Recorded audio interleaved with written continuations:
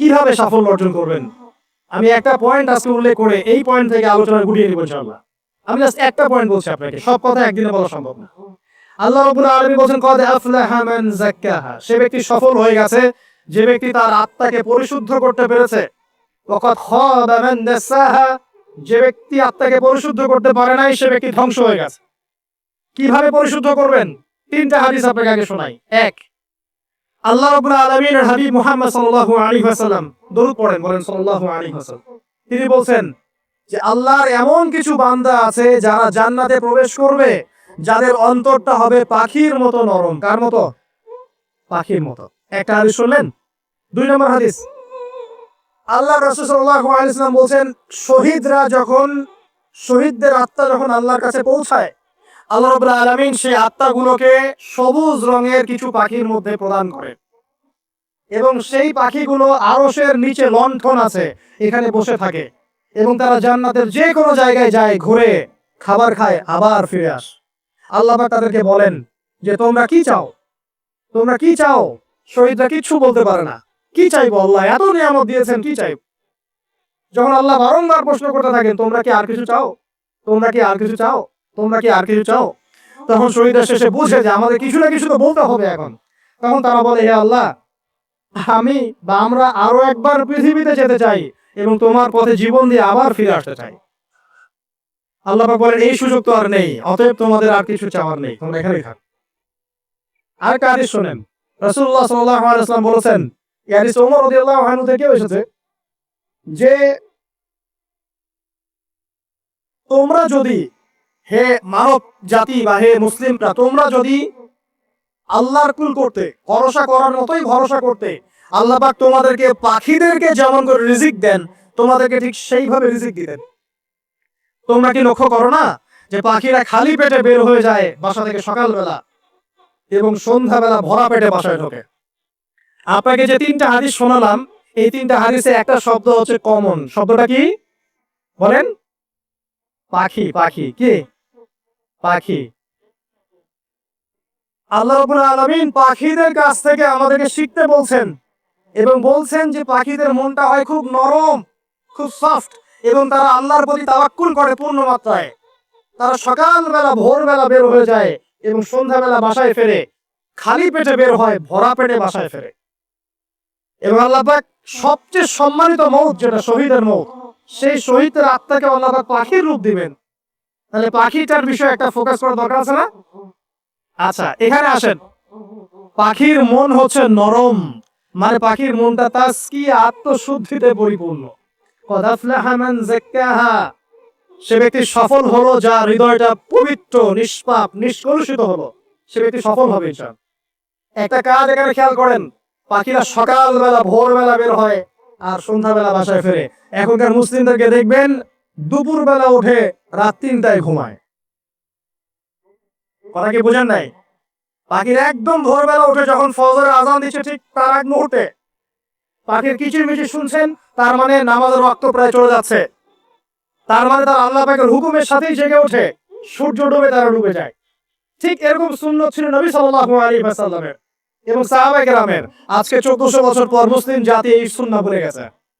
আর আমাদের সুন্নত দেখবেন, যদি কোনো রকম উঠেও ফেলি ফজরে, আবার 12টা বন্ধ ঘুম, আরো বেশি। আর এই যুব সমাজ যারা আছো তোমরা, কেউই 3টা-4টার আগে ঘুমায় বলে আমার মনে হয় না। অলওয়েজ অনলাইনে পড়ে আছে, টিকটক নিয়ে, ফেসবুক নিয়ে, গার্লফ্রেন্ডের সাথে চ্যাটিং। পাখির মতো হতে পারলে পরে মনটা তো নরম হবে, তারপরে না তাসকিয়া অর্জন হবে। পাখির রুটিনটা কি? ভোরবেলা বের হয় আর সন্ধ্যাবেলা বাসায় ঢোকে। অতএব আমরা যদি রাসূলুল্লাহ সাল্লাল্লাহু আলাইহি ওয়াসাল্লামের সুন্নাহ মতো ওই ভোরবেলা উঠতে পারি আর আর্লি নাইট ঘুমিয়ে যেতে পারি এবং সারাদিন যদি রাসূলের সুন্নাহগুলোর উপর আমল করতে পারি, তাসকিয়া অর্জন হবে ইনশাআল্লাহ। কথা বুঝতে পারছেন? 2, পাখির মতো নরম মন লাগবে। এখনকার আমরা যারা বেঁচে আছি আমাদের মনগুলো কঠিন। কেমন কঠিন? পাথরের মতো কঠিন। আমরা যখন দেখি একটা মাইয়াতকে নিয়ে যাওয়া হচ্ছে জানাজায়, আমাদের কোনো ফিলিংস কাজ করে না। জানাজা যাচ্ছে, জানাজায় দাঁড়িয়ে মোবাইলটা টিপাটিপি করছে। জানাজার সাথে চলছে, কোনো ফিকির নাই যে এই জানাজা আমার হবে কালকে, ওই মোবাইল টিপাটিপি করছে। আমি এমনও দেখেছি, দাফন করা হলো মাইয়াতকে, দাফন করার পরে চারপাশে মানুষজন জড়ো হয়ে গল্প করছে, ভাই আপনার ওই জমিটা কি খবর, আপনার ওইটা কি খবর, বিজনেস কেমন চলছে, চাকরি কি অবস্থা? এই যে মাইয়াতকে পাশে দাফন করলো, কোনো ফিলিংস নাই, কোনো ফিলিংস নাই। আমি আত্মশুদ্ধির কথা বলছি। আত্মশুদ্ধির জন্য আপনার মনটাকে পাখির মতো সফট নরম করতে হবে। যখন আপনি সফট নরম করবেন এবং আত্মশুদ্ধি অর্জন করবেন, তখন দুই ডানা মেলে আপনি আকাশে উঠতে পারবেন ইনশাআল্লাহ। আত্মশুদ্ধি অর্জন না করতে পারলে ডানা কেটে পড়ে যাবে, তখন আর আকাশে উঠতে পারবেন না। কোন আকাশে? ওই যে শহীদের রূহ যে আকাশে চলে গেছে, ওই আকাশ। অতএব মন কেন কঠিন হলো প্রিয় ভাই? এক নম্বর কারণ, আমরা শিরকের ভাবে লিপ্ত আছি। এক নম্বর, শিরকের ভাবে লিপ্ত থাকা অবস্থায় মুসলিমদের মনটা কঠিন হয়ে গেছে। আপনি কি মনে করছেন আমরা শিরক করি না? মুসলিমরাও কবর পূজা করে, দেখবেন মুসলিমরাও দেখবেন অনেক ক্ষেত্রে মাজার পূজা করছে। আমি বলিনি যে অলিয়া উলিয়ার মাজার জিয়ারত করা যাবে না, আমি কথা বলছি না। কিন্তু আপনি মৃত মানুষের কাছে আপনার ভালো মন্দ চাইতে পারেন না। কথা বুঝতে পারেন নাই? আমরা অবশ্যই অলিয়া উলিয়াদের কবর জিয়ারত করব। এটা আপনাকে মৃত্যুর কথা স্মরণ করাবে। তাদের একটা রোগ আছে, যেটাকে আমরা প্রভাব বলি, এটা আপনার মধ্যে আসবে। আমরা অবশ্যই জিয়ারত করব। জিয়ারত করতে বলেছেন নবী সাল্লাল্লাহু আলাইহি ওয়াসাল্লাম, কারণ এটা আপনাকে পরকালের কথা কি করবে? স্মরণ করাবে। ওমরা করতে যান, আল্লাহ পাক সবাইকে তৌফিক দান করুন ওমরা হজ করার এবং বড় হজ করার, আমি দোয়া করি। ওখানে সবচেয়ে সেরা যে দৃশ্যগুলো দেখা যায়, তার মধ্যে একটা রাসূলুল্লাহ সাল্লাল্লাহু আলাইহি ওয়াসাল্লামের রওজা। ওখানে গেলে চোখের পানি ঝরে না এমন কোনো মুসলিম নাই, আছে? নাই। আরেকটা সবচেয়ে মন নরম করা একটা দৃশ্য হচ্ছে জান্নাতুল বাকি, যেটা আমরা বাকিউল গারকাত বলি। যেখানে আপনি দেখবেন সাহাবায়ে কেরাম রাদিয়াল্লাহু আনহুমের কবর, যতদূর চোখ যায় তাদের কবর। কবরের কোনো মাজার নাই, সেখানে কোনো তাওয়াফ হচ্ছে না কবরকে কেন্দ্র করে, সেখানে কবরে কেউ ফুল চড়াচ্ছে না, একটা ছোট্ট পাথর দেখা যায়, এখানে কিছু না। পৃথিবীর সবচেয়ে শ্রেষ্ঠ মানুষগুলো সেখানে শুয়ে আছেন। ওখানে গিয়ে দাঁড়াবেন, দেখবেন নিজেকে তুচ্ছ বলে মনে হবে। মনে হবে আমি এই পৃথিবীতে আর কি করছি? সেরা মানুষগুলোই মাটির নিচে, আমি এখানে কি করছি? তো দেখুন প্রিয় ভাইরা, অবশ্যই অলিয়া উলিয়াদের কবর জিয়ারত করবে, কিন্তু মৃত ব্যক্তি আপনার কল্যাণ করতে পারবে? অকল্যাণ করতে পারবে? হ্যাঁ, তারা আল্লাহর কাছে সুপারিশ করতে পারবে আল্লাহ পাক যখন তাদেরকে অনুমতি দিবেন। তারপরে আল্লাহ পাক যখন অনুমতি দিবেন, তখন নবী সাল্লাল্লাহু আলাইহি ওয়াসাল্লাম সুপারিশ করবেন, অলিয়া উলিয়াগণ করবেন, আলেম ওলামা করবেন, শহীদগণ করবেন, হাফেজে কোরআন করবে, অনেকেই করবে ইনশাআল্লাহ। আল্লাহ পাক আমাদের তাকদীরে এইসব সুপারিশ নসিব করুন বলি আমি। মুসলিমরা আজকে শিরক করছে অনেক ক্ষেত্রে।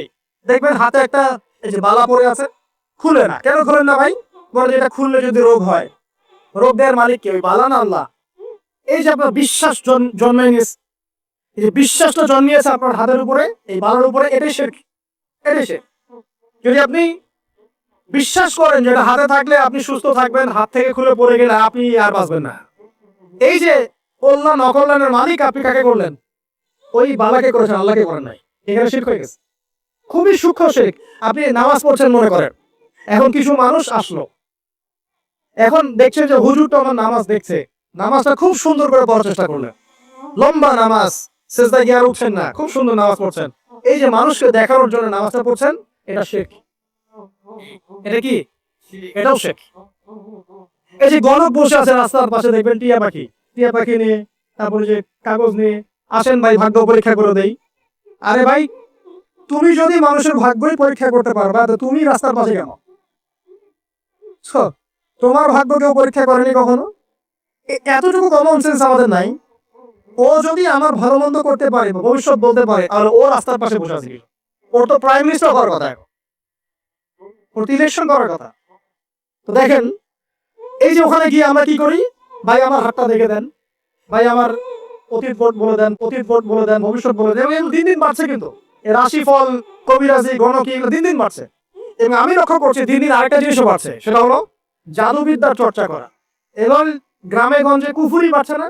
কুফুরি করা, তাবিজ করা, বিচ্ছেদ করা, স্বামী স্ত্রীর বিচ্ছেদ করা, মেয়েকে বশ করা, সন্তানকে বশ করা বাড়ছে না? সবই শিরক, এগুলো সবই কুফুরি। এগুলো মুসলিমরা করছে না? মুসলিমরা এসব শিরকে লিপ্ত আছে বলেই তো অন্তর কঠিন হয়ে গেছে। ফাকাসাত কুলুবুহুম, তাদের অন্তর কঠিন হয়ে গেছে। তো একটা হাদিস বলে এখানে খালি নবী সাল্লাল্লাহু আলাইহি ওয়াসাল্লাম বলছেন, যদি কেউ কোনো গণকের কাছে যায়, গিয়ে বলে দেখেন তো আমার হাতটা একটু, ও কিন্তু বিশ্বাস করে না যে এ ভবিষ্যৎ বলতে পারে, খালি এমনি বলেছে একটু দেখেন তো, বলার সাথে সাথেই 40 দিনের নামাজ কবুল হবে। আর যদি তার বলা কথায় বিশ্বাস করে যে হ্যাঁ তোমার ভবিষ্যৎ খুব ভালো, তুমি চাকরি পাবা, এটা করবা সেটা করবা, এবং সে বিশ্বাস করলো হ্যাঁ এটাই হবে, তখন নবী সাল্লাল্লাহু আলাইহি ওয়াসাল্লাম বলছেন সে যেন আল্লাহর পক্ষ থেকে যা নাজিল হয়েছে মানে এই যে কোরআনুল কারীম, এই কোরআনকে যেন সে অস্বীকার করলো, মানে কুফরি করলো। এগুলো আমরা করছি না ভাই? অনেক কিছু করছে। আমরা স্তম্ভের পূজা করছি, অনেক মুসলিম আগুনের পূজা করছে। আগুন জ্বালিয়েছেন, মাথা নত করছেন কেন? আগুনের সামনে আপনি মাথা নত করবেন কেন? আপনি একটা স্তম্ভের সামনে, গাছের কাছে, গাছের সামনে দাঁড়িয়ে মাথা নত করে ধ্যান করবেন কেন? আপনি মেডিটেশন করছেন কি জন্য? আপনাকে নামাজ দেওয়া হয় নাই? 5 ওয়াক্ত নামাজ দেওয়া হয় নাই? নামাজের চেয়ে বড় মেডিটেশন কিছু আছে নাকি? আপনি ধ্যান করছেন কি জন্য? অনেক মুসলিম তো জিনের উপাসনা করছে, জানেন? অনেক মুসলিম জিনকে তাবে করার চেষ্টা করছে। আর জিন বলে একটা জাতি আছে, সত্য। এরকম প্রতিটা ক্ষেত্রে শিরক আছে। শিরক কথায় আছে, কাজে আছে, বিশ্বাসে আছে। দেখবেন মুসলিম ভাই আল্লাহ ছাড়া অন্য কারো কাছে দোয়া করছে, মুসলিমরা নজর মারত করছে অন্য জায়গায়, আল্লাহর জন্য নজর মারত করছে না, অন্য কাউকে সন্তুষ্ট করার জন্য করছে। সন্তান হয় না, সন্তান হয় না, এখন কি হবে? সন্তান হয় না তো অমুকের কাছে যাও, সেখানে গিয়ে বকরি জবাই দাও, সন্তান হবে। সুবহানাল্লাহ। তো এই পদ্ধতি ইব্রাহিম আলাইহিস সালামের জানা ছিল না? যে শেষ বয়সে তিনি বলছেন রব্বি হাবলি মিনাস সালিহিন। আপনি দোয়া করতে পারেন না? সন্তান হবে না কেন? আল্লাহ পাক তাকদীরে লিখে রাখলেন, অবশ্যই হবে। আর আল্লাহ পাক তাকদীরে না লিখলে কিভাবে হবে? তাকদীরে যে ব্যক্তি বিশ্বাস করে না সে ব্যক্তি হতাশ হয়। যা কিছু হচ্ছে আমাদের জীবনে সবই তাকদীর, এর বাইরে একটা মানুষও যেতে পারবে না। প্রিয় ভাইরা, কথায়, কাজে এবং চিন্তায় আমরা অনেক শিরিক করছি। শিরিকের কারণে আমাদের অন্তর কঠিন হয়ে গেছে। আরো কেন কঠিন হচ্ছে? বেদাত। আমল করছেন নবীর সুন্নত মারার জায়গায় অন্য কিছু আপনি করছেন। এমন এমন কিছু আমল করছেন যেগুলোর সাথে রাসূলের সুন্নতের কোনো সম্পর্ক নাই এবং সাহাবীদের সুন্নতেরও কোনো সম্পর্ক। এই ক্ষেত্রে গিয়ে আপনি বেদাত করছেন, বেদাত করে অন্তর কঠিন হয়ে যাচ্ছে। অন্তর কঠিন হওয়ার একটা বড় কারণ হচ্ছে হারাম রিজিক। যখন আপনি হারাম রিজিকে যাচ্ছেন, সুদ, ঘুষ, আপনার দুর্নীতি, আপনার এই যে অন্যের সম্পদ আত্মসাৎ হয়ে যাচ্ছে। আমি কি বুঝাতে পারছি না? হারাম রিজিক যখন আপনার শরীরে ঢুকছে, অন্তরটা শক্ত হয়ে যাচ্ছে। একটা হাদিস যথেষ্ট। আল্লাহ রাসূল বলেছেন ইন্নাল্লাহা তাইয়্যিব লা ইকবালু ইল্লা তাইয়্যিব। আল্লাহ পাক পবিত্র সত্তা, তিনি পবিত্র ছাড়া কবুল করেন না। আপনি 10টা হজ করে আসেন, চুরির টাকা দিয়ে, ডাকাতির টাকা দিয়ে, আত্মসাতের টাকা দিয়ে, দুর্নীতির টাকা দিয়ে, যদি কবুল হয় তাহলে কোরআন সুন্নাহ মিথ্যা হয়ে যাবে। নাউযুবিল্লাহ। কথা কি বুঝতে পারছেন না? আল্লাহ রাব্বুল আলামিন বলছেন আল্লাহ পাক পবিত্র, পবিত্র ছাড়া কবুল করেন না। হারাম রিজিক দিয়ে ইবাদত কবুল হয় না। আমরা যে রংপুর অঞ্চলে একবার যে হারাগাছ একটা অঞ্চল আছে না, সেখানে গিয়েছিলাম। সেখানে মাশাআল্লাহ আমার বিড়ির অনেক ফ্যাক্টরি আছে। কিসের? বিড়ি তো হালাল নাকি? তামাক তো হালাল নাকি? তো সেখানে বিড়ি ফ্যাক্টরির অনেক মালিক আছে এবং তারা মসজিদ কমিটির অনেক দায়িত্বপ্রাপ্ত আছে। মুসলিমদের গায়রত তো এখন নাই, মুসলিমরা এদেরকে আবার মসজিদ কমিটির সদস্য বানিয়েছে। তো এখন মসজিদ কমিটিতে এসে তার প্রভাবে ইমাম সাহেব টিকতে পারে না। দুইজন বলে নামাজের পর হাত তুলে দোয়া করতে হবে, দুইজন বলে করা যাবে না। ঠিক আছে? এই নিয়ে ক্যাচাল। এই ক্যাচাল হতে হতে দেখা গেল এক পর্যায়ে মারামারি পর্যন্ত হয়েছে। মসজিদ ভাগতো হয়েছে, মারামারিও হয়েছে। তো সেখানে আমাকে দাওয়াত করেছিল যে ওয়াজ করার জন্য, দোয়া করার কথা বলছে। তাই আমি বলি দোয়া করে লাভ কি? দোয়া করলেই বাকি, না করলেই বাকি, রিজিকটাই তো হারাম। আপনি তো তামাকের টাকা খাচ্ছেন, তামাক। আপনি মাদকের টাকা খাচ্ছেন, এটা হালাল না হারাম? তো হারাম টাকা দিয়ে হাত তুলে দোয়া করলেই কি, না করলেই কি? দোয়া তো উঠছে না উপরে।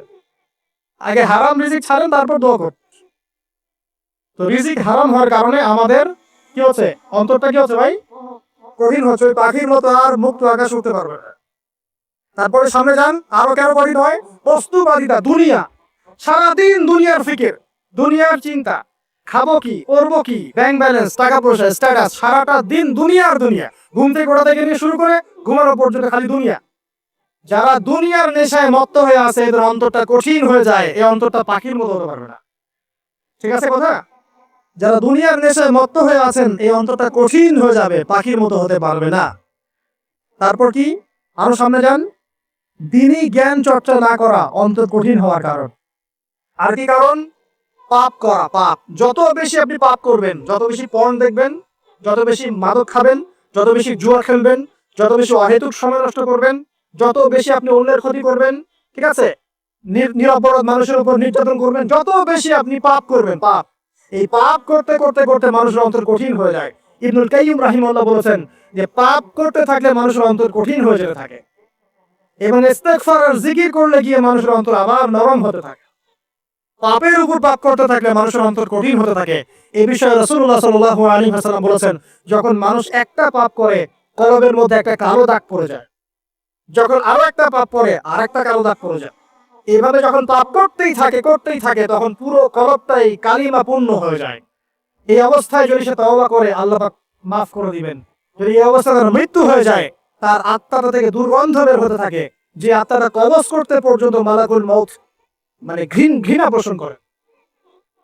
কথা কি বুঝতে পারছেন? যখন অন্তর পাপ করতে করতে কলুষিত হয়ে যাবে, ওয়াকাদ খাবা মান দাসাহা, যখন পাপ করতে করতে অন্তর কলুষিত হয়ে যাবে, তখন আপনার এই মালাকুল মউত পর্যন্ত ওই আত্মাটাকে বের করার সময় ঘৃণা করবে, দুর্গন্ধযুক্ত। আল্লাহ পাক আমাদেরকে পাপ থেকে বাঁচিয়ে রাখুন। আমি এরকম কিছু কাজ আছে, বস্তুবাদিতা, শিরক, বেদাত, হারাম রিজিক, সারাদিন দুনিয়ার ফিকির নিয়ে থাকা, ঠিক আছে, অন্যের ক্ষতি করা, পাপ কন্টিনিউয়াসলি করতে থাকা, এবং দিন ছেড়ে দেওয়া, দিনের এলেন ছেড়ে দেওয়া, আল্লাহ পাকের আনুগত্য ছেড়ে দেওয়া, এই কাজগুলো করতে থাকলে মানুষের অন্তর কি হয়? কঠিন হয়ে যায়। এখন সলিউশন কি বলেন? 5 মিনিটে আমি সলিউশন বলছি। কেমন করে আপনি এটাকে নরম করবেন আর পরিশুদ্ধতা অর্জন করবেন এবং ওই পাখির মতো মুক্ত আকাশে উড়বেন, কিভাবে বলবো? 1 নাম্বার, অবশ্যই শিরক ত্যাগ করতে হবে। কি করতে হবে? শিরক ত্যাগ করতে হবে। আল্লাহ পাকের তাওহীদের উপর থাকতে হবে। আল্লাহ পাক তৌফিক দান করুন। লং কিছু বলার সময় নেই আমার হাতে, একটা বই বলছি, কিতাবুত তাওহীদ। কি নাম? কিতাবুত তাওহীদ। এই বইটা অনেক ভার্সন বাজারে বের হয়েছে, কিনে দেখবেন শিরক কত প্রকার, কি তাওহীদ কাকে বলে, কত প্রকার, কি। যেটা বুঝবেন না, মাদ্রাসা চলে যাবেন, আলেম ওলামার কাছে গিয়ে জিজ্ঞাসা করুন, হুজুর এটা বুঝি নাই। ঠিক আছে? 1 নাম্বার, শিরক ত্যাগ করতে হবে। 2 নাম্বার, আপনাকে তাওহীদে থাকতে হবে। দেখ, অন্তর নরম করার কথা বলছি। 2 নাম্বার, সুন্নতের উপর আমল করতে হবে। ওই যে পাখির কথা বললাম, যে সকালবেলা বের হয় আর সন্ধ্যাবেলা কি করে? বাসায় ফেরে। খালি পেটে বের হয়, ভরা পেটে বাসায় ফেরে। তার মানে আমাদেরকেও সকাল সন্ধ্যাটা কাটাতে হবে নবী সাল্লাল্লাহু আলাইহি ওয়াসাল্লামের সুন্নত অনুযায়ী। যখন তিনি ঘুমাতেন তখন ঘুমাবেন, যখন উঠতেন তখন উঠবে, বাকি কাজ যেমন করে করতেন তেমন করে করবে, তখন অন্তর ইনশাআল্লাহ নরম হয়ে যাবে। ঠিক আছে ভাই? 2। 3 নাম্বার, 5 ওয়াক্ত নামাজ জামাতে। নামাজ আপনাকে যে কোনো পাপ থেকে বাঁচাবে ইনশাআল্লাহ। ভাই জেনা করছেন, নামাজ পড়েন, তাও তওবা করে নামাজ পড়েন। আপনি হারাম অ্যাফেয়ার্স আছেন, হতাশ হবেন না, নামাজ পড়েন। গোনা ছাড়তে পারছেন না, নামাজ পড়েন। সুদ খাচ্ছেন, নামাজ পড়েন। আপনি পতিতালয়ে গিয়েছেন, নামাজ পড়েন। বেপরদা চলছেন, তাও নামাজ পড়েন। আপনি অন্যের হক নষ্ট করেছেন, তাও নামাজ পড়েন। যে পাপই করেছেন, নামাজটা পড়েন। নামাজ আপনাকে সমস্ত পাপ থেকে বাঁচিয়ে রাখবে ইনশাআল্লাহ। আস্তে আস্তে ইনশাআল্লাহ দেখবেন সব পাপ থেকে আপনি দূরে চলে আসছেন ইনশাআল্লাহ তাআলা। 3 নাম্বার নামাজ। 4 নাম্বার, বেশি থেকে বেশি, ভাই শোনেন, বেশি থেকে বেশি পরকালের ফিকির করবেন। খালি পরকালের চিন্তা করবেন। মৃত্যুবরণ করতে হবে, কবরে যেতে হবে, পুলসিরাত পার হতে হবে, আল্লাহর সামনে দাঁড়াতে হবে। যত বেশি আপনি আল্লাহর ফিকির করবেন, পরকালের ফিকির করবেন, আপনার মনটা নরম হয়ে যাবে ইনশাআল্লাহ, মনটা শক্ত হবে। 5 নাম্বার, মানুষের সাথে খুব বেশি মেলামেশা করবেন। মানুষের সাথে খুব বেশি মেলামেশা করলে ইবনুল কাইয়িম রাহিমাহুল্লাহ বলেছেন অন্তর কঠিন হয়ে যায়। কারণ মানুষ আপনাকে গীবত করাবে, হ্যাঁ, মানুষ খারাপ কাজে নিয়ে যাবে, বেফাস কথাবার্তা বলবেন, হয়তো বেফাস কাজ করবেন, ফুজুল কি বাদ করবেন। এগুলো করতে গিয়ে আপনি দেখবেন অন্তর কঠিন হয়ে গেছে। এত বেশি মানুষের সাথে মেলামেশার দরকার নাই, প্রয়োজন যতটুকু অতটুকু করবেন। ঠিক আছে? আল্লাহ তৌফিক দান করুন, আমিন। কয়টা বললাম? 5, 6। আমার সবচেয়ে প্রিয় নসিহত, প্রত্যেক দিন মিনিমাম 1 ঘন্টা করে কোরআন তেলাওয়াত করবেন বুঝে। আমি বলিনি না বুঝে করলে কোনো নেকি হবে না, প্রত্যেক হরফে 10 নেকি হবেই হবে, কিন্তু আপনি করবেন বুঝে ইনশাআল্লাহ। যখন বুঝে আপনি প্রত্যেক দিন 1 পারা করে বা 1 ঘন্টা করে কোরআন তেলাওয়াত করবেন, আপনার কলিজা, আপনার কলব নরম হতে বাধ্য, এবং আপনার অন্তরে আল্লাহ নূর নেমে আসবে ইনশাআল্লাহ। দেখবেন আপনার কলব থেকে সমস্ত এই যে পঙ্কিলতা, কলুষতা ইনশাআল্লাহ চলে যাবে ইনশাআল্লাহ তাআলা। 2টো জিনিস অন্তরকে পবিত্র করে ফেলে, এক হচ্ছে কোরআন তেলাওয়াত, আর এক হচ্ছে বেশি থেকে বেশি আল্লাহর জিকির এবং ইস্তেগফার। তো কোরআন তেলাওয়াত বাড়িয়ে দেন। আল্লাহ পাক সবাইকে কোরআন তেলাওয়াত করার তৌফিক দান করুন, আমিন। যারা শেখেন নাই, আজকে ওয়াদা করে যে কোরআন আপনারা বিশুদ্ধ করে পড়া শিখবেন, ওয়াদা করে। আগামী রমজান আসার আগেই 1 খতম দেওয়া চাই, পারবেন? এবং কোরআনের চর্চা বাড়িয়ে দিবেন। প্রত্যেক দিন কিছু করেন না করেন কোরআন তেলাওয়াত করতে হবে, ঠিক আছে? আল্লাহ পাক তৌফিক এনায়েত করুন, আমিন। আর বুঝে পড়ার চেষ্টা করবেন। একটা সহজ তাফসীর বলে দিই, মারিফুল কোরআন বাসায় আছে না? মারিফুল কোরআন তাফসীর ইবনে কাসির বাসায় নাই? জালালাইন বাসায় নাই? বাসায় নাই, কিনেন। সারাদিন তো অনেক টাকা পয়সা খরচ করছেন, 3টা তাফসীর কিনেন, জালালাইন কিনেন, মারিফুল কোরআন কিনেন, ইবনে কাসির কিনেন, বাসায় গিয়ে পড়া শুরু করেন। পারবেন না? যে আয়াতটা বুঝবেন না, ওলামায়ে কেরামের কাছে যাবেন, গিয়ে বলবেন হুজুর এটা বুঝি না, বুঝাই দেন। নিজে যে ব্যাখ্যা করতে যাবেন না। ব্যাখ্যা করলে দেখবেন একটা পণ্ডিত বেরোচ্ছে, কিছু পণ্ডিত কোরআন পড়ে বলে কোরআনই মানি, হাদিস মানি না। এরকম পণ্ডিত দেখেন নাই? কোরআনই মানি, হাদিস আর মানি না। কারণ আল্লাহ নাকি, নাউজুবিল্লাহ, কোরআনে নাকি আল্লাহ পাক হাদিস মানতে বলে নাই, ও নাকি পায় নাই। এই জন্য দেখলাম সুবহানাল্লাহ, নামাজ পড়তেছে, কোরআন থেকে নামাজ পড়তেছে, হাদিসের কোনো হেদায়েত নিবে না। মানে কিরকম, যে হাত হাত আবার ঠিকই বাঁধতেছে, হাত বাঁধতেছে, রুকু করতেছে, সেজদা করতেছে, এগুলো আবার কোথায় পাইলো আল্লাহ ভালো জানে। হাত এভাবে বাঁধতেছে, এভাবে হাতটা বাঁধা কোরআনে কোথায় আছে আমি পাইলাম না। ঠিক আছে, হাদিস ছাড়া কি এগুলো আসবে? হাত বাঁধো, সেজদায় গিয়ে সুবহান রাব্বিয়াল আলা বলছে না, বলছে আসলামতু লিরাব্বিল আলামিন। এটা কোরআন থেকে বলছে। অথচ নবী সাল্লাল্লাহু আলাইহি ওয়াসাল্লাম হাদিস থেকে বলছেন সুবহান রাব্বিয়াল আলা, সুবহুন কুদ্দুসুন রাব্বুল মালাইকাতি ওয়ার রূহ, সুবহানাকাল্লাহুম্মা রাব্বানা ওয়া বিহামদিকা আল্লাহুম্মা আগফির। এগুলো নাই, ও বলছে আসলামতু লিরাব্বিল আলামিন। মানে কোরআন মানে হাদিস মানি না। এত বেশি পণ্ডিত হওয়ার দরকার নাই। এরা চিচড়া পাকা টাইপের পণ্ডিত। ওমর রাদিয়াল্লাহু আনহুর যুগে বেঁচে থাকলে এদেরকে পিটাই সোজা করে হয়। এটা ইসলামী শুরু করছে, কোরআন মানি, হাদিস মানি না। আল্লাহ পাক কোরআনে বলছে ওয়া মা আতাকুমুর রাসূলু ফাখুযু, রাসূল যা দিয়েছেন তা গ্রহণ করো। ওয়া মা নাহাকুম আনহু ফান্তাহু, রাসূল যা নিষেধ করছেন দূরে থাকো। রাসূল যা দেন সেটা হাদিস না, রাসূল যা দেন সেটা সুন্নাহ না।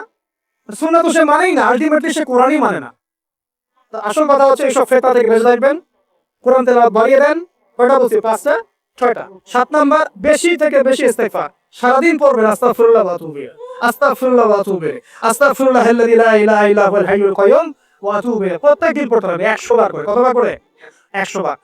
8 নাম্বার, বেশি বেশি আল্লাহর জিকির, চলতে ফিরতে জিকির। সুবহানাল্লাহ, আলহামদুলিল্লাহ, লা ইলাহা ইল্লাল্লাহ, আল্লাহু আকবার, লা হাওলা ওয়ালা কুওয়াতা ইল্লা বিল্লাহ। বলবেন হাসবুনাল্লাহু ওয়া নি'মাল ওয়াকিল। ঠিক আছে? সুবহানাকাল্লাহুম্মা রাব্বানা ওয়া বিহামদিকা আল্লাহুম্মা আগফিরলি, সুবহানাল্লাহি ওয়া বিহামদি আদাদা খালকি ওয়া রিদা নাফসি ওয়া জিনাতা আরশি ওয়া বিদাদা কালিমাতি। যত জিকির আছে সব করবে, জিকির বাড়াবে। যত জিকির বাড়াবেন অন্তর পরিশুদ্ধ হবে ইনশাআল্লাহু আযজা ওয়া জাল। কয়টা বলছে? 8। আর দুটো বলি 9। অন্যের হক নষ্ট করবেন না। অন্যের হক নষ্ট করলেই মন কঠিন হয়ে যাবে। অন্যের হক নষ্ট করবেন না, বরং মানবতার কল্যাণে কাজ করেন। যে কাজগুলো মানব সেবামূলক সেগুলো করেন। রক্তদান কর্মসূচি করেন, গাছ লাগান, এতিমের মাথায় হাত বোলান, বিধবার খোঁজ খবর নেন। ঠিক আছে, মেয়েদের সেলাই মেশিন কিনে দেন, মানুষের উপকারে কাজ করেন। দেখবেন আপনার মনটা নরম হয়ে যাবে। সব যার মন নরম এবং যার মনের মধ্যে সততা আছে, আল্লাহ পাক ইনশাআল্লাহ সেখানে অবশ্যই হেদায়েত ঢালবে ইনশাআল্লাহ। আর 10 নম্বর সবচেয়ে শেষ হচ্ছে যে কবর জিয়ারত করবেন বেশি বেশি করে, এবং নিজের মৌতের কথা স্মরণ করে আল্লাহর কাছে বেশি বেশি দোয়া করবেন। কি দোয়া করবেন? ইয়া মুকাল্লিবাল কুলুব সাব্বিত কলবি আলা দীনিক, ইয়া মুসাররিফাল কুলুব সাররিফ কুলুবানা আলা তাআতিক। এই দোয়াগুলো করবেন ইনশাআল্লাহ। এবং কবর জিয়ারত করবেন সপ্তাহে সপ্তাহে, পারলে 2 দিন 3 দিন পর পর কবরস্থানে যাবেন। ইনশাআল্লাহ দেখবেন আপনার মন নরম হবে ইনশাআল্লাহ আযজা ওয়া জাল। এখনকার সভ্যতা এসে কবরস্থানকে সমাজ থেকে দূরে সরিয়ে দিয়েছে। অথচ আগে মুসলিমদের কবরস্থান ছিল মসজিদের পাশে। 5 ওয়াক্ত নামাজ পড়তো, কবর জিয়ারত করে বাসায় যেত। 5 ওয়াক্ত নামাজ পড়তে আসতো, কবরকে দেখতো, পরকালে করার স্মরণ হতো।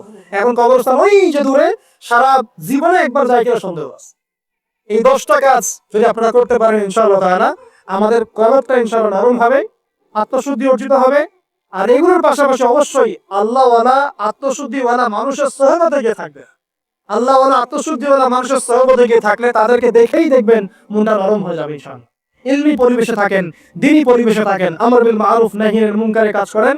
3 দিন 7 দিন 40 দিন যতদিন পারেন আল্লাহর পথে সময় লাগান, সময় লাগান। আমি এটাকে আপনার আত্মশুদ্ধির জন্য বলছি, এটা একমাত্র পদ্ধতি আত্মশুদ্ধির, এটা বলছি না। এখানে গেলে আপনি ইনশাআল্লাহ আপনার ইসলাহ এবং সংশোধনের জন্য কাজ করতে পারবেন। আল্লাহ রাব্বুল আলামিন আমাদের সবার কলবগুলোকে পরিচ্ছন্ন করুন। আল্লাহ পাক আমাদের সবাইকে শিরকের পথ থেকে বাঁচিয়ে রাখুন, হৃদয় কঠিন হওয়া থেকে বাঁচিয়ে রাখুন। আল্লাহ পাক আমাদেরকে বেশি থেকে বেশি কোরআন তেলাওয়াত করার তৌফিক দান করুন, দ্বীনি জ্ঞান চর্চা করার তৌফিক দান করুন। আল্লাহ পাক আমাদের সবাইকে হারাম রিজিক, জিনা, সুদ, ঘুষ থেকে বাঁচিয়ে রাখুন। আল্লাহ পাক আমাদেরকে পরকালীন চেতনায় এই দুনিয়ার জীবন কাটানোর তৌফিক এনায়েত করুন, আমিন। আমার সাথে আবার তওবা করেন যে সারা জীবন সুদ খাবো না ইনশাআল্লাহ। নবী সাল্লাল্লাহু আলাইহি ওয়াসাল্লাম 4 শ্রেণীর মানুষকে অভিশাপ করেছেন। 1 শ্রেণী যে সুদ খায়, 2 নাম্বার যে দেয়, 3 নাম্বার যে সাক্ষী থাকে, 4 নাম্বার যে লিখে রাখে। এখন আপনি বলেন এই পুরো মনিটরি সিস্টেমের মধ্যে এই 4 শ্রেণীর মানুষ আছে না? কোনো না কোনো ভাবে আমরা এর সাথে সম্পৃক্ত নই কি? সম্পৃক্ত। অতএব আল্লাহর এই বাণীকে যদি ভয় করেন, কোন বাণী? আল্লাহ পাক বলছেন, ইয়া আইয়ুহাল্লাযীনা আমানু, হে মুমিনগণ, ইত্তাকুল্লাহ, তোমরা আল্লাহকে ভয় করো। ওয়া যারু মা বাকিয়া মিনার রিবা ইন কুনতুম মুমিনিন, তোমরা সুদের অবশিষ্ট অংশগুলো ছেড়ে দাও যদি প্রকৃতপক্ষে তোমরা মুমিন হয়ে থাকো। ওয়া ইল্লাম তাফআলু, তোমরা যদি সুদ না ছাড়ো, আল্লাহর হুঁশিয়ারি শোনেন, যদি তোমরা সুদ না ছাড়ো, ফাযানু বিহারবিন মিনাল্লাহি ওয়া রাসূলিহি, আর আল্লাহ এবং তার রাসূলের সাথে যুদ্ধের ঘোষণা শুনে রাখো। আল্লাহ এবং তার রাসূলের বিপক্ষে যুদ্ধ করে কেউ জান্নাতে যাবে? কেউ কবরের আযাব থেকে বাঁচতে পারবে? কেউ হাউজে কাউসারের পানি পাবে? আল্লাহ এবং তার রাসূলের সাথে যুদ্ধ করে কেউ টিকতে পারবে? আপনার কি তাই মনে হয়? যদি মনে হয় তাহলে দিব্যি সুখ খান, কোনো সমস্যা নাই। আর যদি মনে হয় যে আল্লাহ এবং তার রাসূলের সাথে যুদ্ধ করে আমি পার পাবো না, আল্লাহ এবং তার রাসূলের বিরুদ্ধাচরণ করে আমার কবর টিকবে না, কারণ আমি একটা কথা বারবার বলি আপনাদেরকে, যে আল্লাহ ছাড়া আমাদের আপন বলতে কেউ আছে? একা এসেছেন পৃথিবীতে, একাই যেতে হবে। আপনার খ্যাতি, আপনার অর্থনৈতিক খ্যাতি, অর্থের প্রতিপত্তি, আপনার ক্ষমতার দাপট, আপনার ধর্মীয় দাপট, কোনো কিছুই, ফ্যান ফলোয়ার্স, কেউ আপনার সাথে কবরে যাবে না। মনে করেন আমি আসছি, আপনারা সবাই স্লোগান দিয়েছেন, কথার কথা, আপনারা আমাকে ভালোবাসা, বা একজন পলিটিশিয়ান আসছে, আপনারা সবাই স্লোগান দিয়েছেন, ভালোবাসেন তাকে। দিন শেষে ওই পলিটিশিয়ান একাই কবরে যাবে, দিন শেষে আপনিও একাই কবরে যাবেন, আমিও একাই কবরে যাব। আলটিমেটলি কি হলো? দুনিয়া এবং আখিরাতে আল্লাহ ছাড়া প্রকৃত বন্ধু আমাদের কেউ নাই, প্রকৃত মওলা কেউ নাই। সেই আল্লাহ এবং তার রাসূলের বিরুদ্ধাচরণ করে কেউ তার সাথে যুদ্ধ করে কবরে পার পাবে, এমনটা ভাবা বোকামি নয় কি? আল্লাহ পাক আমাদেরকে বোঝার তৌফিক দান করুন। এটা সেই যুগ যে যুগে মানুষ আল্লাহর হারামগুলোকে হালাল করে নিচ্ছে। মাদক দ্রব্য হালাল না হারাম? এখন দেখবেন মেজরিটি সংখ্যক মানুষ মাদক দ্রব্যের সাথে সংশ্লিষ্ট হয়ে গেছে। স্পেশালি বর্ডার এলাকা যেগুলো আছে বাংলাদেশের, সেই বর্ডার এলাকাগুলোতে দিব্যি রমরমা ব্যবসা চলছে, মাদকের দিব্যি ব্যবসা চলছে। এবং যারা মাদক খাচ্ছে এরা মুসলিম, তারা হয়তো এই হাদিস জানে না। আল্লাহ পাক ওদের কানের মধ্যে আমার এই হাদিস পৌঁছে দেন। আমিন। নবী সাল্লাল্লাহু আলাইহি ওয়াসাল্লাম বলেছেন, আমি মেরাজের রাতে যখন গিয়েছি তখন এক শ্রেণীর মানুষকে দেখেছি, ওদেরকে শাস্তি দেওয়া হচ্ছে। কি শাস্তি? জাহান্নামীদের রক্ত এবং পুঁজ ওদেরকে খেতে দেওয়া হচ্ছে। জিবরাইল আলাইহিস সালামকে জিজ্ঞাসা করা হলো যে এরা কারা? তিনি বলেন, এরা আপনার উম্মতের সেই সব ব্যক্তি যারা মাদক দ্রব্য সেবন করত। আল্লাহ রাব্বুল আলামিন তার হাবিবের মাধ্যমে জানিয়েছেন, যখন কোন মুসলিম মাদক সেবন করে বা কোনো ব্যক্তি মাদক সেবন করে, তখন 40 দিন তার নামাজ কবুল হয় না। এরপর যদি সে তওবা করে তাহলে আল্লাহ পাক তার তওবা কবুল করবেন ইনশাআল্লাহ। যদি সে আবারও মাদক খায় তওবা করার পর, আবার 40 দিন তার নামাজ কবুল হবে না। যদি সে আবার তওবা করে, আল্লাহ পাক আবার তাকে মাফ করে দিবে। যদি সে আবারও মাদক খায়, আবার 40 দিন তার নামাজ কবুল হবে না। তারপর যদি আবার তওবা করে, আবার আল্লাহ তাকে মাফ করে দিবে। এরপরেও যদি সে আবার মাদক দ্রব্য সেবন করে, নবী সাল্লাল্লাহু আলাইহি ওয়াসাল্লাম বলেন, তাকে আল্লাহ রাব্বুল আলামিন পরকালে মৃত্যুর পরে তিনাতুল খাবাল পান করাবেন। তিনাতুল খাবাল। জিজ্ঞাসা করা হলো, ইয়া রাসূলুল্লাহ, তিনাতুল খাবাল কি জিনিস? নবী সাল্লাল্লাহু আলাইহি ওয়াসাল্লাম উত্তর দিয়েছেন, এটা হচ্ছে জাহান্নামীদের রক্ত, মাংস, এগুলো পুড়ে পচে যে রসটা বের হবে, এটা হচ্ছে তিনাতুল খাবাল। একটা বিষয় শোনেন, কি কারণে আপনি সেখানে যাচ্ছেন? হতাশা, অথবা সঙ্গদোষ, অথবা পারিবারিক চাপ, অথবা যে গার্লফ্রেন্ড ছেড়ে চলে গেছে, এই তো বিষয়গুলো। কি কারণে মানুষ মাদকের কাছে যায়? কেন যায়? কারণটা কি? আমরা যখন ফিলোসফি পড়তাম তখন একটা তত্ত্ব পড়ানো হয়েছে আমাদেরকে। তত্ত্বটার নাম হচ্ছে কার্য কারণ তত্ত্ব। মানে প্রত্যেকটা কাজের পিছনে একটা কারণ থাকে, ঠিক আছে? এই যে মুসলিমরা নামাজ পড়ে কেন? আল্লাহর জন্য। মুসলিমরা যাকাত দিবে কেন? আল্লাহকে সন্তুষ্ট করার জন্য। মুসলিমরা প্রতিটা কাজ কেন করে? পরকালের স্বার্থে। পরকালের স্বার্থ নাই, আমি নাই। যে কাজে পরকালের স্বার্থ নাই সে কাজে মুসলিমরা নাই। প্রতিটা কাজের পিছনে একটা কারণ থাকে। দেখবেন, কেন সে সুদ খাচ্ছে? তার পরিবারের স্বার্থে। কেন সে ঘুষ নিল? তার ছেলে মেয়ের উন্নয়নের জন্য। কেন সে দুর্নীতি করছে? বিকজ সম্পত্তি অর্জন করে সে তার ভবিষ্যৎ প্রজন্মকে সিকিউর করতে চায়। কেন সে মাদক খেলো? ওই যে গার্লফ্রেন্ড ছেড়ে চলে গেছে তাই। কেন মাদক খেলো? ওই যে এক বন্ধু মাদক খায়, সে ডাকছে আর একটা টান দে, সঙ্গদোষ। কেন সে মাদক খেলো? পরিবারের চাপ, হতাশা। কেন মাদক খাচ্ছে? চাকরি পায় না, বেকার, মাদক খাচ্ছে। মানে মেন্টাল চাপগুলো নিতে পারছে না, সে মাদক খাচ্ছে। সবচেয়ে বেশি মানসিক চাপ কাদের উপর আসে জানেন? 1 নম্বর নবীগণের উপরে, 2 নম্বর আল্লাহর সৎ বান্দাদের উপরে, তারপর যার ইমান যত উঁচু তার উপর মানসিক চাপ তত বেশি আসে। এখন যদি মানসিক চাপের সলিউশন মাদকই হবে, তাহলে আমাদেরই মাদক খাওয়া দরকার ছিল না। আমরা যে পরিমাণ মানসিক চাপ ফেস করি তা চিন্তাই করতে পারবে না। যে যত বড় দায়িত্বশীল যারা পলিটিশিয়ান, ওদেরকে জিজ্ঞাসা করবে তারা কি পরিমাণ মানসিক চাপ নিয়ে ঘোরে। আপনার কাছে মনে হচ্ছে যে একটা ক্ষমতা পেয়েছেন, খুব মানে উনি অনেক বড় ক্ষমতাধর, উনি অনেক ভালো আছেন, উনি মোটেই ভালো নাই। ওনাকে জিজ্ঞাসা করেন, উনি মোটেই ভালো নাই।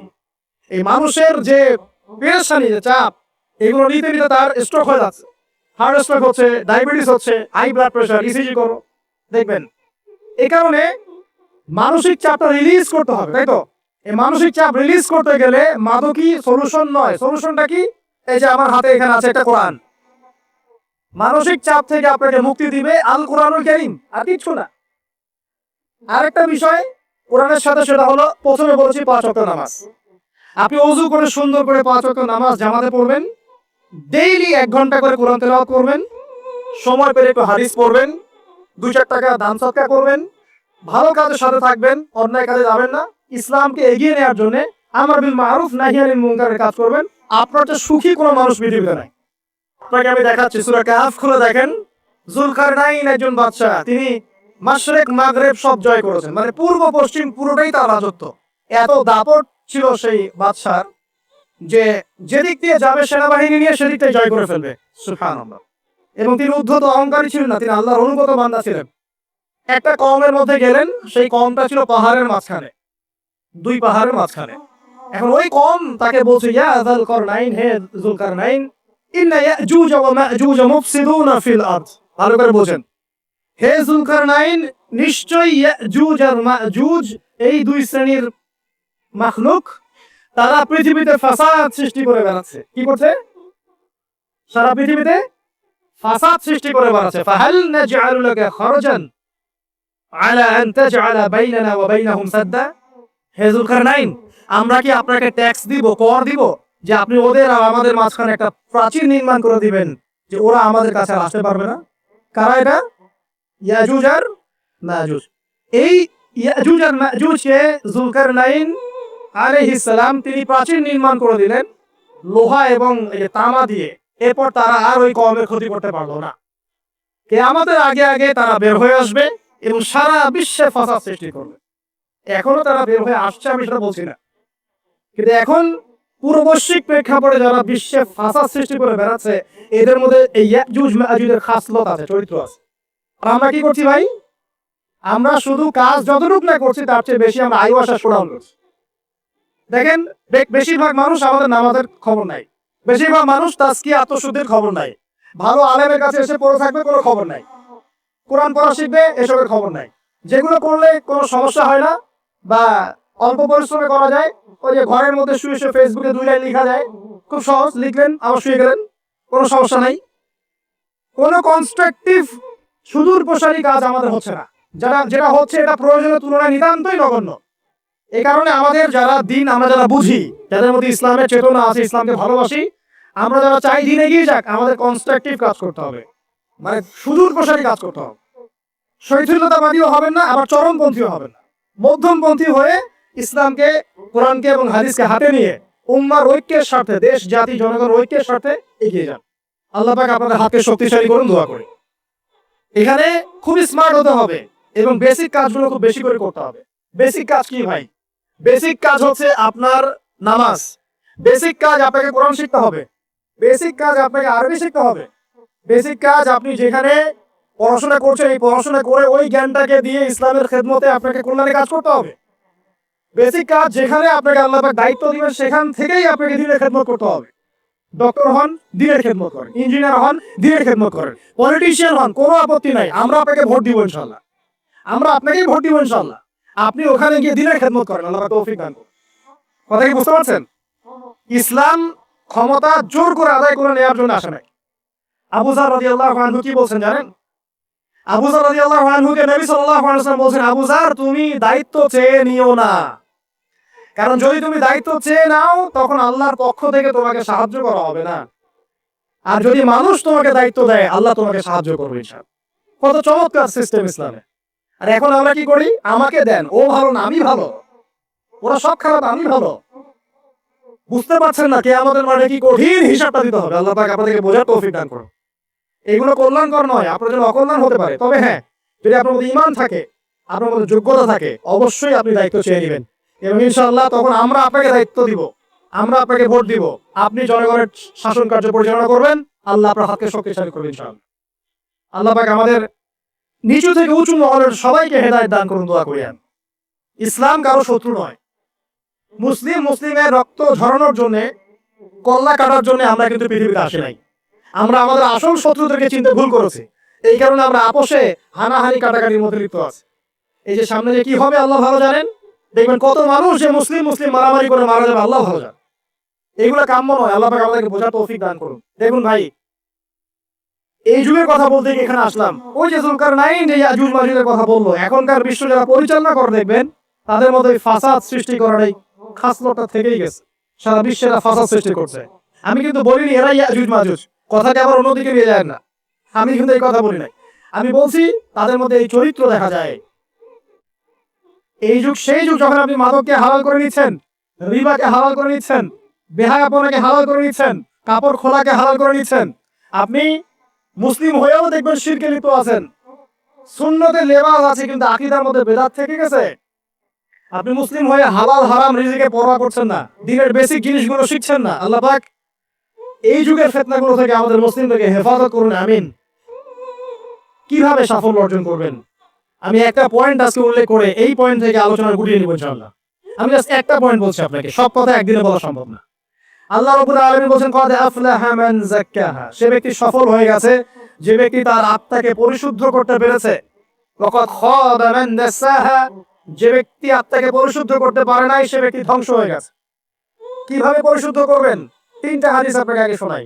এক, আল্লাহ রাব্বুল আলামিনের হাবিব মুহাম্মদ সাল্লাল্লাহু আলাইহি ওয়াসাল্লাম, দরুদ পড়েন, বলেন সাল্লাল্লাহু আলাইহি ওয়াসাল্লাম। তিনি বলছেন যে আল্লাহর এমন কিছু বান্দা আছে যারা জান্নাতে প্রবেশ করবে যাদের অন্তরটা হবে পাখির মতো নরম। কার মতো? পাখির মতো। একটা হাদিস শুনলেন। দুই নম্বর হাদিস, আল্লাহ রাসূল সাল্লাল্লাহু আলাইহি ওয়াসাল্লাম বলছেন শহীদদের আত্মা যখন আল্লাহর কাছে পৌঁছায়, আল্লাহ রাব্বুল আলামিন সেই আত্মাগুলোকে সবুজ রঙের কিছু পাখির মধ্যে প্রদান করেন এবং সেই পাখিগুলো আরশের নিচে লণ্ঠন আছে এখানে বসে থাকে এবং তারা জান্নাতের যে কোনো জায়গায় যায়, ঘুরে খাবার খায়, আবার ফিরে আসে।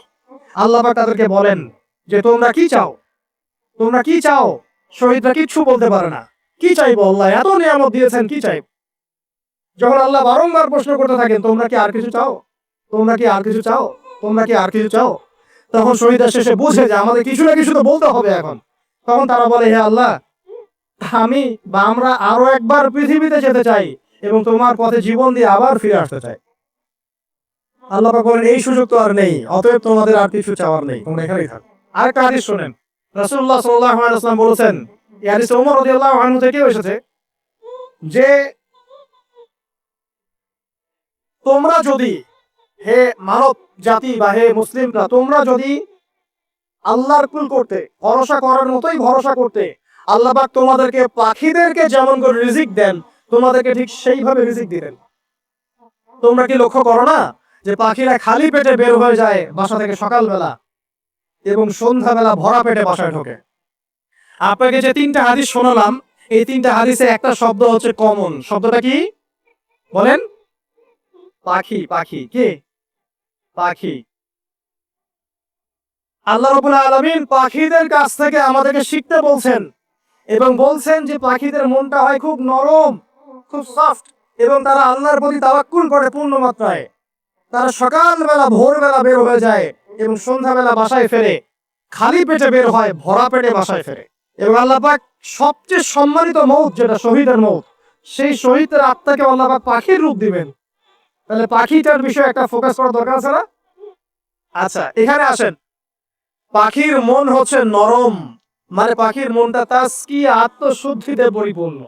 ক্বাদ আফলাহা মান যাক্কাহা, সে ব্যক্তি সফল হলো যার হৃদয়টা পবিত্র, নিষ্পাপ, নিষ্কলুষিত হলো, সে ব্যক্তি সফল হবে ইনশাআল্লাহ। একটা কাজ এখানে খেয়াল করেন, পাখিরা সকালবেলা ভোরবেলা বের হয় আর সন্ধ্যাবেলা বাসায় ফেরে। এখনকার মুসলিমদেরকে দেখবেন দুপুরবেলা ওঠে, রাত ৩টায় ঘুমায়। কথা কি বুঝেন নাই? পাখির একদম ভোরবেলা উঠে যখন ফজরের আজান দিচ্ছে ঠিক তার এক মুহূর্তে পাখির কিচিরমিচির শুনছেন, তার মানে নামাজের ওয়াক্ত প্রায় চলে যাচ্ছে। তার মানে তার আল্লাহ পাকের হুকুমের সাথেই জেগে ওঠে, সূর্য ডুবে তারা ডুবে যায়। ঠিক এরকম সুন্নত ছিল নবী সাল্লাল্লাহু আলাইহি ওয়াসাল্লামের এবং সাহাবায়ে কেরামের। আজকে 1400 বছর পর মুসলিম জাতি এই সুন্নাহ ভুলে গেছে। আর আমাদের সুন্নত দেখবেন, যদি কোনো রকম উঠেও ফেলি ফজরে, আমার 12টা বন্ধু ঘুম আরো বেশি। আর এই যুব সমাজ যারা আছো তোমরা, কেউই 3টা-4টার আগে ঘুমায় বলে আমার মনে হয় না। অলওয়েজ অনলাইনে পড়ে আছে, টিকটক নিয়ে, ফেসবুক নিয়ে, গার্লফ্রেন্ডের সাথে চ্যাটিং। পাখির মতো হতে পারলে পরে মনটা তো নরম হবে, তারপরে না তাসকিয়া অর্জন হবে। পাখির রুটিনটা কি? ভোরবেলা বের হয় আর সন্ধ্যাবেলা বাসায় ঢোকে। অতএব আমরা যদি রাসূলুল্লাহ সাল্লাল্লাহু আলাইহি ওয়াসাল্লামের সুন্নাহ মতো ওই ভোরবেলা উঠতে পারি আর আর্লি নাইট ঘুমিয়ে যেতে পারি এবং সারাদিন যদি রাসূলের সুন্নাহগুলোর উপর আমল করতে পারি, তাসকিয়া অর্জন হবে ইনশাআল্লাহ। কথা বুঝতে পারছেন? 2, পাখির মতো নরম মন লাগবে। এখনকার আমরা যারা বেঁচে আছি আমাদের মনগুলো কঠিন। কেমন কঠিন? পাথরের মতো কঠিন।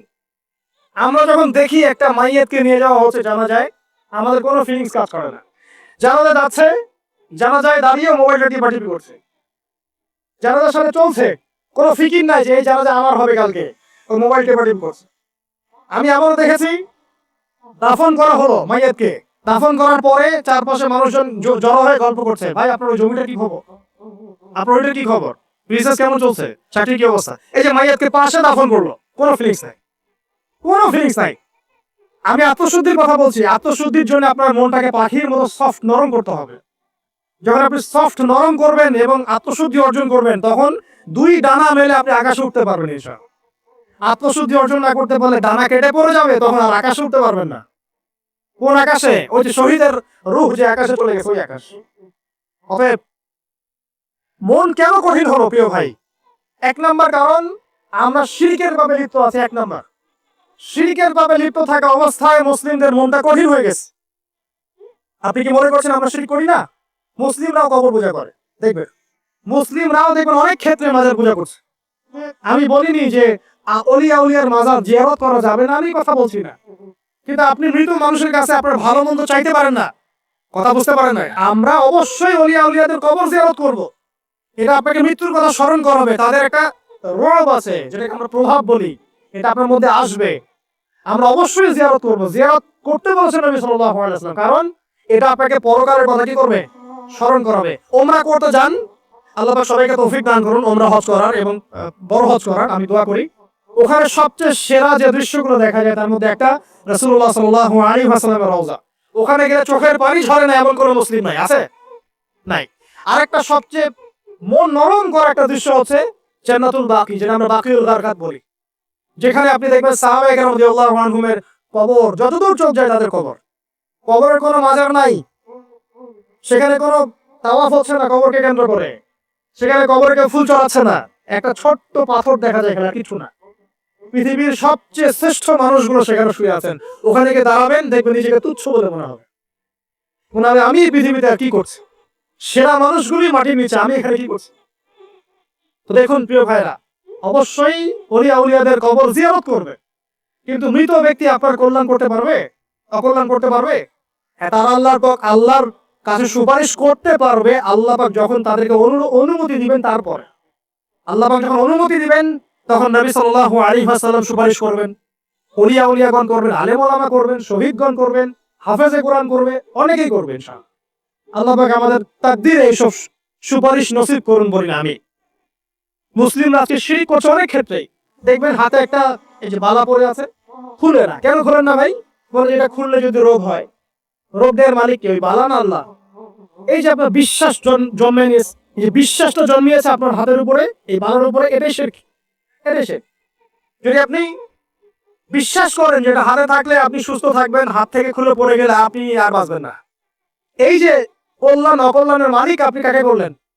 ওই বালাকে করেছেন, আল্লাহকে করেন নাই। এখানে শিরক হয়ে গেছে, খুবই সূক্ষ্ম শিরক। আপনি নামাজ পড়ছেন মনে করেন, এখন কিছু মানুষ আসলো, এখন দেখছেন যে হুজুর তো আমার নামাজ দেখছে, নামাজটা খুব সুন্দর করে পড়ার চেষ্টা করলেন, লম্বা নামাজ, সেজদায় গিয়ে আর উঠছেন না, খুব সুন্দর নামাজ পড়ছেন।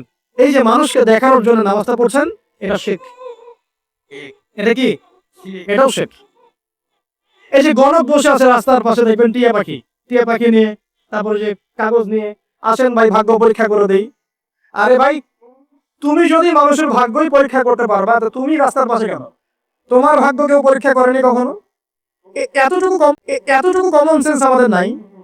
ও যদি আমার ভালো মন্দ করতে পারে, ভবিষ্যৎ বলতে পারে, তাহলে ও রাস্তার পাশে বসে আছে। ওর তো প্রাইম মিনিস্টার হওয়ার কথা, ওর তো ইলেকশন করার কথা।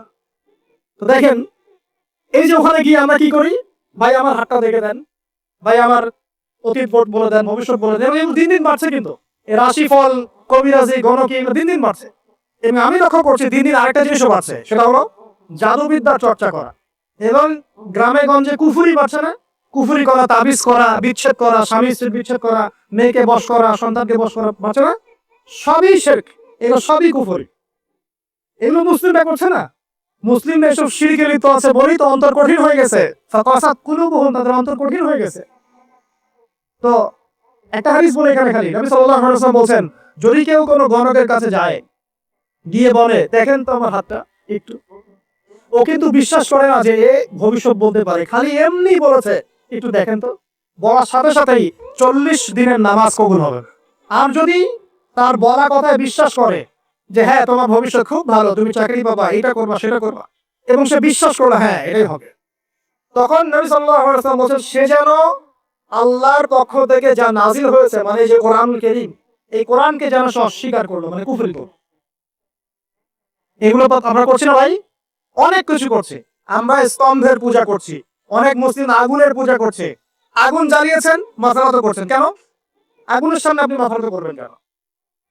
আপনি একটা স্তম্ভের সামনে, গাছের কাছে, গাছের সামনে দাঁড়িয়ে মাথা নত করে ধ্যান করবেন কেন? আপনি মেডিটেশন করছেন কি জন্য? আপনাকে নামাজ দেওয়া হয় নাই? 5 ওয়াক্ত নামাজ দেওয়া হয় নাই? নামাজ হচ্ছে বড় মেডিটেশন কিছু আছে নাকি? আপনি ধ্যান করছেন কি জন্য? অনেক মুসলিম তো জিনের উপাসনা করছে, জানেন? অনেক মুসলিম জিনকে দাবি করার চেষ্টা করছে। আর জিন বলে একটা জাতি আছে, সত্য। এরকম প্রতিটা ক্ষেত্রে শিরক আছে। শিরক কথায় আছে, কাজে আছে, বিশ্বাসে আছে। দেখবেন মুসলিমরাই আল্লাহ ছাড়া অন্য কারোর কাছে দোয়া করছে, মুসলিমরা নজর মানত করছে অন্য জায়গায়, আল্লাহর জন্য নজর মানত করছে না, অন্য কাউকে সন্তুষ্ট করার জন্য করছে। সন্তান হয় না, সন্তান হয় না, এখন কি হবে? সন্তান হয় না তো অমুকের কাছে যাও, সেখানে গিয়ে বকরি জবাই দাও, সন্তান হবে। সুবহানাল্লাহ। তো এই পদ্ধতি ইব্রাহিম আলাইহিস সালামের জানা ছিল না? শেষ বয়সে তিনি বলছেন রব্বি হাবলি মিনাস সালিহিন। আপনি দোয়া করতে পারেন না? সন্তান হবে না কেন? আল্লাহ পাক তাকদীরে লিখে রাখলেন, অবশ্যই হবে। আর আল্লাহ পাক তাকদীরে না লিখলে কিভাবে হবে? তাকদীরে যে ব্যক্তি বিশ্বাস করে না, সে ব্যক্তি হতাশ হয়। যা কিছু হচ্ছে আমাদের জীবনে সবই তাকদীর, এর বাইরে একটা মানুষও যেতে পারবে না। প্রিয় ভাইরা, কথায়, কাজে এবং চিন্তায় আমরা অনেক শিরিক করছি। শিরিকের কারণে আমাদের অন্তর কঠিন হয়ে গেছে। আরো কেন কঠিন হচ্ছে? বেদাত। আমল করছেন নবীর সুন্নত মারার জায়গায় অন্য কিছু আপনি করছেন। এমন এমন কিছু আমল করছেন যেগুলোর সাথে রাসূলের সুন্নতের কোনো সম্পর্ক নাই এবং সাহাবীদের সুন্নতেরও কোনো সম্পর্ক। এই ক্ষেত্রে গিয়ে আপনি বেদাত করছেন, বেদাত করে অন্তর কঠিন হয়ে যাচ্ছে। অন্তর কঠিন হওয়ার একটা বড় কারণ হচ্ছে হারাম রিজিক। যখন আপনি হারাম রিজিকে যাচ্ছেন, সুদ, ঘুষ, আপনার দুর্নীতি, আপনার এই যে অন্যের সম্পদ আত্মসাৎ হয়ে যাচ্ছে। আমি কি বুঝতে পারছি না? হারাম রিজিক যখন আমার শরীরে ঢুকছে, অন্তরটা শক্ত হয়ে যাচ্ছে। একটা হাদিস যথেষ্ট। আল্লাহ রাসূল বলেছেন ইন্নাল্লাহা তাইয়্যিব লা ইকবালু ইল্লা তাইয়্যিব। আল্লাহ পাক পবিত্র সত্তা, তিনি পবিত্র ছাড়া কবুল করেন না। আপনি 10টা হজ করে আসেন, চুরির টাকা দিয়ে, ডাকাতির টাকা দিয়ে, আত্মসাতের টাকা দিয়ে, দুর্নীতির টাকা দিয়ে, যদি কবুল হয় তাহলে কোরআন সুন্নাহ মিথ্যা হয়ে যাবে। নাউজুবিল্লাহ। কথা কি বুঝতে পারছেন না? আল্লাহ রাব্বুল আলামিন বলছেন আল্লাহ পাক পবিত্র ছাড়া কবুল করেন না। হারাম রিজিক দিয়ে ইবাদত কবুল হয় না। আমরা যে রংপুর অঞ্চলে একবার যে হারাগাছ একটা অঞ্চল আছে না, সেখানে গিয়েছিলাম। সেখানে মাশাআল্লাহ আমার বিড়ির অনেক ফ্যাক্টরি আছে। কিসের? বিড়ি তো হালাল নাকি? তামাক তো হালাল নাকি? তো সেখানে বিড়ি ফ্যাক্টরির অনেক মালিক আছে এবং তারা মসজিদ কমিটির অনেক দায়িত্বপ্রাপ্ত আছে। মুসলিমদের গায়রত তো এখন নাই, মুসলিম এদেরকে আবার মসজিদ কমিটির সদস্য বানিয়েছে। তো এখন মসজিদ কমিটিতে এসে তার প্রভাবে ইমাম সাহেব টিকতে পারে না। দুইজন বলে নামাজের পর হাত তুলে দোয়া করতে হবে, দুইজন বলে করা যাবে না। ঠিক আছে? এই নিয়ে ক্যাচাল। এই ক্যাচাল হতে হতে দেখা গেল এক পর্যায়ে মারামারি পর্যন্ত হয়েছে। মসজিদ ভাগতো হয়েছে, মারামারিও হয়েছে। তো সেখানে আমাকে দাওয়াত করেছিল যে ওয়াজ করার জন্য। দোয়া করার কথা বলছে। তাই বলি দোয়া করে লাভ কি? দোয়া করলেই বাকি, না করলেই বাকি, রিজিকটাই তো হারাম। আপনি তো তামাকের টাকা খাচ্ছেন, তামাক। আপনি মাদকের টাকা খাচ্ছেন, এটা কি হালাল না হারাম? তো হারাম টাকা দিয়ে হাত তুলে দোয়া করলেই কি না করলেই কি, দোয়া তো উঠছে না উপরে। আগে হারাম রিজিক ছাড়েন, তারপর দোয়া করুন। তো রিজিক হারাম হওয়ার কারণে আমাদের কি হচ্ছে, অন্তরটা কি হচ্ছে ভাই, কঠিন হচ্ছে। ওই পাখির মতো আর মুক্ত আকাশ উঠতে পারবে না। তারপরে সামনে যান, আরো কেন কঠিন হয়, বস্তুবাদিতা, দুনিয়া, সারাদিন দুনিয়ার ফিকির, দুনিয়ার চিন্তা, খাবো কি, করবো কি, ব্যাংক ব্যালেন্স, টাকা পয়সা, স্ট্যাটাস, সারাটা দিন দুনিয়ার দুনিয়া। ঘুম থেকে ওঠা থেকে নিয়ে শুরু করে ঘুমানো পর্যন্ত খালি দুনিয়া। যারা দুনিয়ার নেশায় মত্ত হয়ে আছে, এদের অন্তরটা কঠিন হয়ে যায়, এই অন্তরটা পাখির মতো হতে পারবে না। ঠিক আছে কথা? যারা দুনিয়ার নেশায় মত্ত হয়ে আছেন, এই অন্তরটা কঠিন হয়ে যাবে, পাখির মতো হতে পারবে না। তারপর কি, আরো সামনে যান, দিনই জ্ঞান চর্চা না করা অন্তর কঠিন হওয়ার কারণ। আর কি কারণ, পাপ করা, পাপ। যত বেশি আপনি পাপ করবেন, যত বেশি পর্ন দেখবেন, যত বেশি মাদক খাবেন, যত বেশি জুয়া খেলবেন, যত বেশি অহেতুক সময় নষ্ট করবেন, যত বেশি আপনি অন্যের ক্ষতি করবেন, ঠিক আছে, নিরপরাধ মানুষের উপর নির্যাতন করবেন, যত বেশি আপনি পাপ করবেন, পাপ, এই পাপ করতে করতে করতে মানুষের অন্তর কঠিন হয়ে যায়। ইবনুল কাইয়্যিম রাহিমাহুল্লাহ বলেছেন যে পাপ করতে থাকলে মানুষের অন্তর কঠিন হয়ে যেতে থাকে, এবং ইস্তেগফার আর জিকির করলে গিয়ে মানুষের অন্তর আবার নরম হতে থাকে। পাপের উপর পাপ করতে থাকলে মানুষের অন্তর কঠিন হতে থাকে। এ বিষয়ে রাসূলুল্লাহ সাল্লাল্লাহু আলাইহি ওয়াসাল্লাম বলেছেন, যখন মানুষ একটা পাপ করে কলবের মধ্যে একটা কালো দাগ পড়ে যায়, যখন আরো একটা পাপ করে আরেকটা কালো দাগ পড়ে যায়, এভাবে যখন পাপ করতেই থাকে তখন পুরো কলবটাই কালিমা পূর্ণ হয়ে যায়। এই অবস্থায় যদি সে তওবা করে, আল্লাহ পাক মাফ করে দিবেন।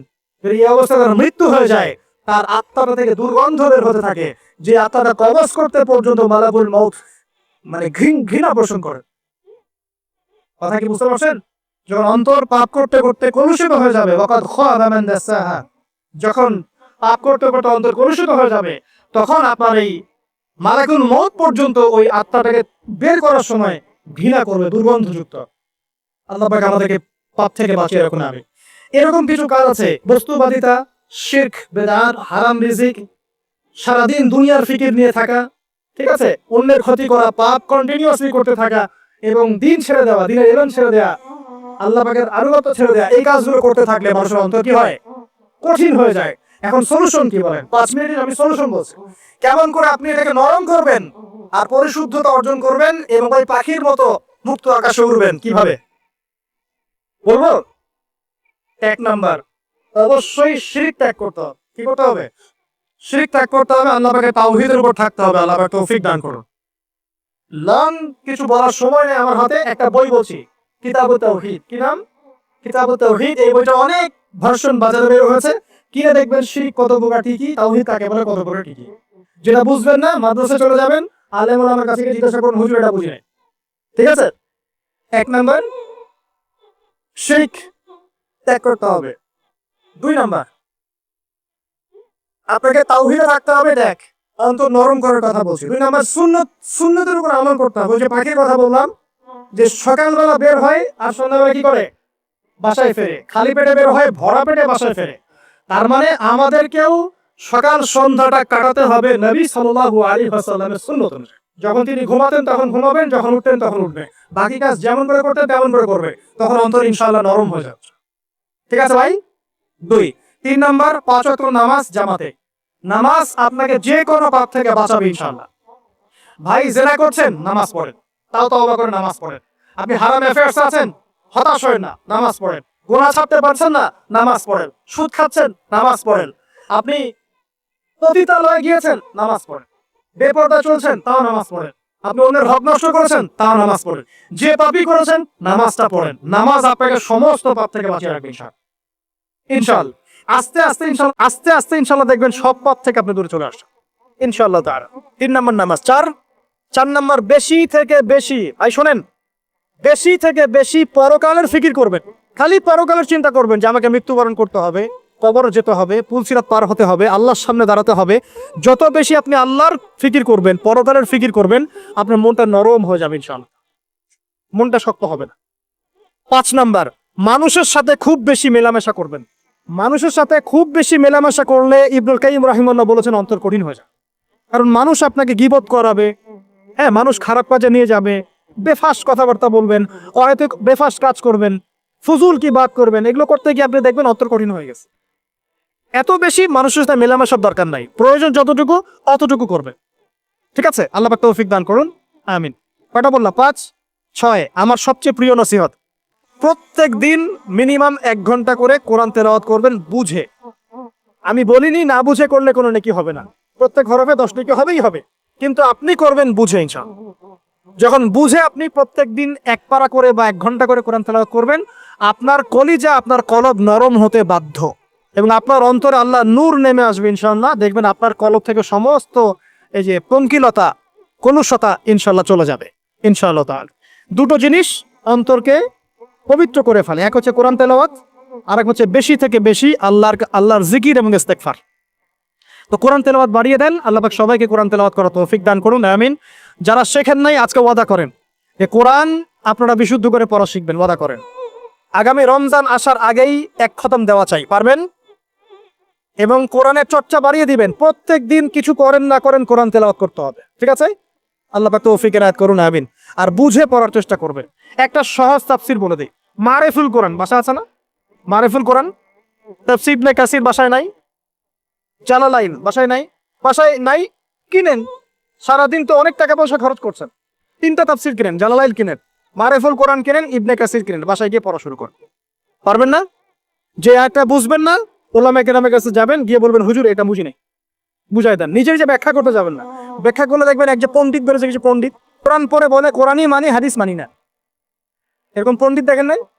কোরআনই মানি হাদিস আর মানি না, কারণ আল্লাহ নাকি নাউজুবিল্লাহ কোরআনে নাকি আল্লাহ পাক হাদিস মানতে বলে নাই, ও নাকি পায় না। এই জন্য দেখলাম সুবহানাল্লাহ নামাজ পড়তেছে, কোরআন থেকে নামাজ পড়তেছে, হাদিসের কোনো হেদায়েত নিবে না।